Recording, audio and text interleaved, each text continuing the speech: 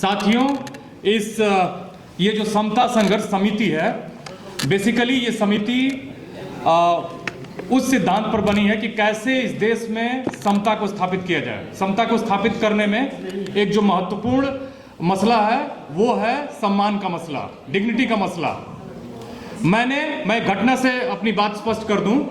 मैंने न्यूज़ 24 के एक पत्रकार हैं जो घूम घूम के अपना शो किया करते हैं, उनका नाम मैं भूल रहा हूं, राजीव रंजन सिंह। चूंकि मैं टीवी देखता नहीं हूं, टीवी एक इडियट बॉक्स है, और मैंने टीवी उतार दी थी 2014 के बाद से क्या, खैर उससे पहले से ही टीवी थी नहीं मेरे पास, तो उतारने का कोई सवाल नहीं आता था। मैंने टीवी खरीदी क्रिकेट देखने के लिए, उसको भी उतार दिया।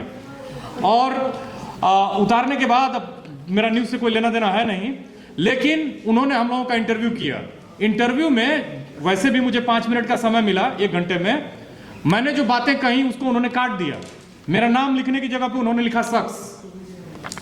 मैं कोई इस तरह की आइडेंटिटी की क्राइसिस नहीं झेल रहा हूं, लेकिन मैं बता दूं कि वो बातें मैंने क्या कही थी जो उन्होंने काट दिया। मैं विश्वविद्यालय में पढ़ाता हूं, दिल्ली विश्वविद्यालय में ही नहीं केवल पढ़ाया है मैंने, दिल्ली विश्वविद्यालय में मैंने अपनी नौकरी ही परमानेंट टीचर के तौर पे शुरू की थी, और उससे पहले मैं भारत के 2 और विश्वविद्यालयों में पढ़ा चुका हूं परमानेंट फैकल्टी के तौर पे साथियों। और मैंने उनसे कहा कि जब मैं छोटा स्टूडेंट था, 1990 का दौर था, जब जनता दल से टूट के पहली बार तोड़ के, और अक्टूबर 1992 में माननीय मुलायम सिंह यादव जी ने समाजवादी पार्टी बनाई थी, लेकिन उससे पहले पहली बार वो चीफ मिनिस्टर बने थे जनता दल से। 23 या 24 दिसंबर था 1989। और मैं नहीं जानता हूं कि जो डिस्क्रिमिनेशन का मसला है आपका क्या अनुभव रहा, लेकिन मैं ओबीसी बिरादरी से आता हूं जो एक इंटरमीडिएट कास्ट है, यादव जाति से आता हूं। मेरा पूरा नाम संदीप यादव है। और जब मैं स्कूल में पढ़ता था, वो स्कूल भी आरएसएस का था। आरएसएस का इसलिए था क्योंकि वहां से जो सरकारी स्कूल था वो मेरे घर से थोड़ा दूर था, तो हम लोग पढ़ते थे, क्योंकि इन लोगों ने स्कूलों की एक श्रृंखला बना रखी थी उन छोटे और बैकवर्ड जिलों में। मेरे जिले में पहला कॉन्वेंट स्कूल 2000 में खुला, और उस स्कूल में जब मुलायम सिंह चीफ मिनिस्टर बने, उसके बाद मैं आपको बताता हूं कि मुझे एक व्यक्ति ने, जो कि मुझसे उम्र में बड़ा था 10 साल, वो रोज हम लोग शाम को खेलने जाते थे वहां, उसने कहा कि मुझे मुलायम सिंह के नाम से संबोधित किया और कहा इधर आओ। मैंने कहा कि अरे भाई, मेरा नाम संदीप है, तो मुलायमा क्यों कह रहे हो मुझे? ये एक पहला उदाहरण मैं आपको बताता हूं। स्कूलों में मैंने महसूस किया, लोग कहा करते थे कि यादवों की बुद्धि जो है वो 12 बजे खुलती है। मैं सोच के हैरान रह गया। मैं गया और अपनी माँ से पूछा, माँ भी मेरी अनपढ़ थी। फिर मैंने अपने पिताजी से पूछा, पिताजी मेरे उस जमाने में साइंस ग्रेजुएट थे और उन्होंने अपने से पढ़ाई की थी, खेतों में काम करके, पशुओं का पालन करके, जैसे भी पढ़ाई की थी, उनको अपना अपना ज्ञान था। और उन्होंने कहा कि तुम अगले दिन जाके ये कहना, फिर तुमको कोई चिढ़ाएगा नहीं।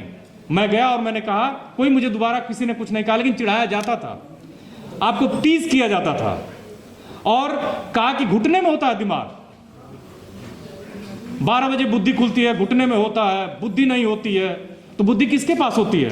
जब मैं धीरे धीरे बड़ा हो रहा था इस ज्ञान के साथ, तो मैंने देखा कि मेरे जिले में जितने भी, चाहे वो बीसी बच्चे थे, चाहे वो दलित बच्चे थे, मैं कक्षा 6वीं में जिला स्कूल में पहुंचा, और जिला स्कूल में पहुंचने पे मैंने देखा कि जो क्लास का 125 का क्लास होता था पहले तो, और उस क्लास में जो सबसे सीधा बच्चा होता था उसका नाम होता था संतोष कुमार कमल, पुष्कर पुष्प। मैंने सोचा कि ये मेरा तो यादव है सरनेम, पुष्प कमल, और जो क्लास के सबसे बढ़िया बच्चे होते थे उनके नाम इस तरह के होते थे। फिर मैं घर आया, पूछा मैंने, घर के लोगों ने बताया कि वो ज्यादातर बच्चे दलित समाज के हैं। फिर मुझे धीरे धीरे जातियों का एहसास होने लगा, समझ में आने लगा कि कुछ लोग अपनी जाति क्यों छुपाते हैं, और कुछ लोगों की जातियों का मजाक क्यों उड़ाया जाता है, और कुछ लोग अपनी जातियों पर दंभ क्यों करते हैं। तो कोई ये कहे कि जाति सच्चाई नहीं है तो वो आपको बेवकूफ बना रहा है। जाति एक ऐसी नेटवर्किंग है ना, जो बिना इंश्योरेंस के आपको बिना प्रीमियम के मैंने आपको रिटर्न देती है। और खैर, मैं यहां जाति पे लेक्चर देने नहीं आया हूं, मैं इस बात पे बात करने आया हूं कि साथियों, ये जो समता संघर्ष समिति है, ये एक बहुत महत्वपूर्ण समिति है, और आप सभी को इसके साथ जुड़ के रहना है। अपनी बातों को आप जो भी कहना चाहते हैं, इसके माध्यम से आप उसको आगे कर सकते हैं। ये कोई ऐसा प्लेटफॉर्म नहीं है जहां हम अपने पॉलिटिकल करियर को बनाना चाहते हैं। एक ऐसा प्लेटफॉर्म है जहां हम सामाजिक, सांस्कृतिक और हमसे जुड़े हुए जो आर्थिक मुद्दे हैं, अगर हमारे लोग इंडस्ट्री में नहीं हैं, बिजनेस में नहीं हैं, अगर हम लोग तो हैं हमारे, लेकिन लोग जो ये लोकतंत्र के पहिए हैं ना, जो पिलर्स हैं, जो खंबे हैं, वहां नहीं हैं, तो वो क्यों नहीं है, इस पर बातचीत करने के लिए हम लोग इकट्ठा हुए हैं। और ये जो यूजीसी इक्विटी रेगुलेशन 2026 था मतलब इनफैक्ट उस पर दो जो जस्टिस की बेंच है, हमारे जो चीफ जस्टिस हैं और जय माल्या बागची है ना नाम उनका, बागची, इन लोगों ने स्टे लगा रखा है। हालांकि ये सुप्रीम कोर्ट की वजह से ही बनाई गई थी इक्विटी रेगुलेशन वाली मतलब जो नियम आया, कानून आया कि इसके द्वारा खास करके बच्चों को कैंपसेस में, यही कुछ छात्र बैठे हुए हैं जिनको मैं जानता हूं, मैं आपको बताता चलूं, ये बात मैं फिर से दोहरा रहा हूं, छात्र बैठे हुए हैं और वो बता देंगे कि पीएचडीज में कैसे एडमिशन होता है। वो नेट क्वालिफाइड है, जेआरएफ क्वालिफाइड है, अभी वो सुपरवाइजर के लिए घूम रहा है, सुपरवाइजर अलॉटमेंट के लिए घूम रहे हैं विश्वविद्यालयों में। अभी भी रिजर्वेशन बाबा साहब भीमराव अंबेडकर ने ओबीसी के लिए भी आर्टिकल 340 का प्रावधान किया था, उसकी वजह से काका कालेलकर कमीशन बना। काका कालेलकर कमीशन की रिपोर्ट को 3 चीजें कह के रोक दी गई। पहला था कि पंचवर्षीय योजना आ रही है, उसकी वजह से खुशहाली आ जाएगी देश में, लगाने की जरूरत नहीं है। दूसरा, साइंटिफिक डेटा के आधार पर कलेक्ट नहीं किया गया है, इसलिए ये रिपोर्ट ठीक नहीं है। तीसरा ये कि भारत प्रगति कर जाएगा तो ये सब चीजों जातिवाद को बढ़ाएंगी, इसलिए इसको लागू नहीं करना है। हुआ क्या कि 40 साल का नुकसान हुआ। 30 साल की एक जनरेशन होती है, 1.5 जनरेशन का ओबीसी को नुकसान हुआ है। होना चाहिए था उसे वाइस चांसलर, वो असिस्टेंट प्रोफेसर बनने के लिए संघर्ष कर रहा है, धक्के खा रहा है विश्वविद्यालयों में। और साथियों, ओबीसी, एससी और एसटी के जो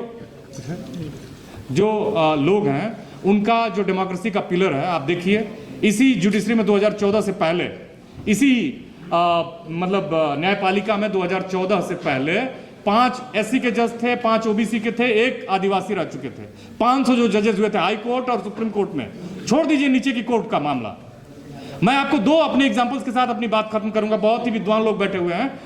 यूएस में, चूंकि मैं ब्लैक स्टडीज और दलित स्टडीज पर थोड़ा मोड़ा काम करता हूं, तो इस एग्जाम्पल को बता दूं कि अमेरिका में जो सिविल वार हुआ, एक केस की वजह से हुआ था यूएस में, और वो केस था मिसौरी कॉम्प्रोमाइज था। वहां आप सभी जानते हो कि नॉर्थ अमेरिका और साउथ अमेरिका, जो अभी संयुक्त अमेरिका है, ये दोनों 2 हिस्से में बंटने वाले थे, बंट चुके थे, और गृह युद्ध हुआ 1861 से 1865 तक। और वो इस वजह से हुआ कि एक ब्लैक साथी थे, माने एक गुलाम थे, उनका नाम था ड्रेड स्कॉट, ब्लैक थे वो, और उनके जो मालिक थे, जॉर्ज स्टीवेंस है कुछ नाम था उनका, वो उनको खरीद के 2 जगह, माने एक ऐसी टेरिटरी थी नॉर्थ अमेरिका की जहां फ्री लोग रहा करते थे, उनको इलिनॉय और विस्कॉन्सिन के एरिया में ले गए। और उन्होंने 1799 में उनका जन्म हुआ था ड्रेड स्कॉट का।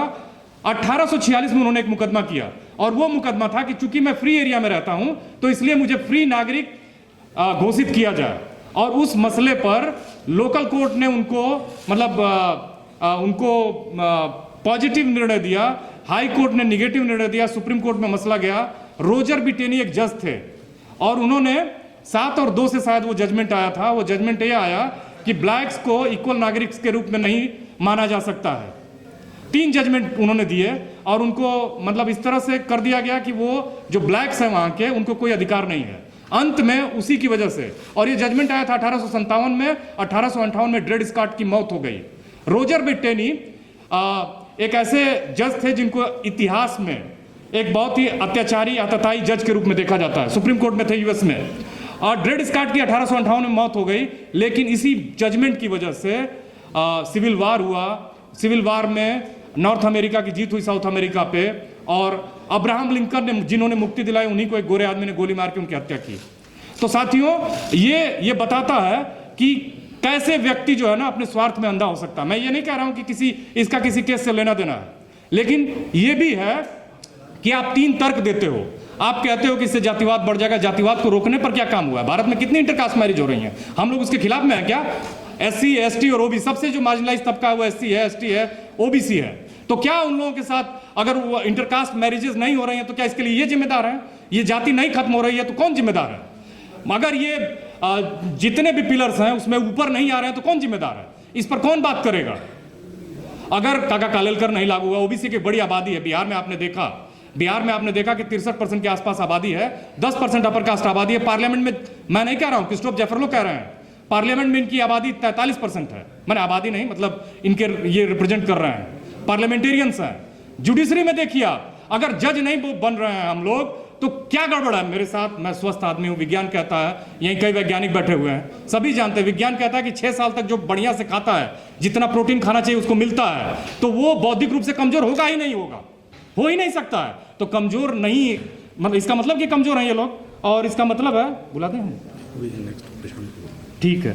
तो 3-4 बातों के साथ मैं अपनी बात खत्म करता हूं कि बस 1 मिनट लूंगा, मैं 1 मिनट, बस यही है मसला कि ना ही जुडिशरी में है, ना ही कार्यपालिका में है, ना ही विधायिका में है। मीडिया की हालत तो आप देख ही रहे हैं, जो हमारी मीडिया है, ये यूट्यूब मीडिया, इनका अभिनंदन करिए जोरदार तालियों से। ये बहुत मुश्किलों से आते हैं, यूट्यूब ने व्यूज़ घटा दिए हैं, तमाम तरह की चीज़ें हो गई हैं, ये स्ट्रगल कर रहे हैं और ये हमारी बातों को आगे पहुँचाते हैं। हम सभी साथियों का अभिनंदन भी करते हैं और आप हमारे एक मजबूत पिलर हैं आने वाले समय में। बहुत सही बात है गजेंद्र जी, ये एक बहुत बड़ा हमारी शक्ति होने जा रही है। मैं इन्हीं बातों के साथ अपनी बात समाप्त करता हूं और मयंक जी प्लीज।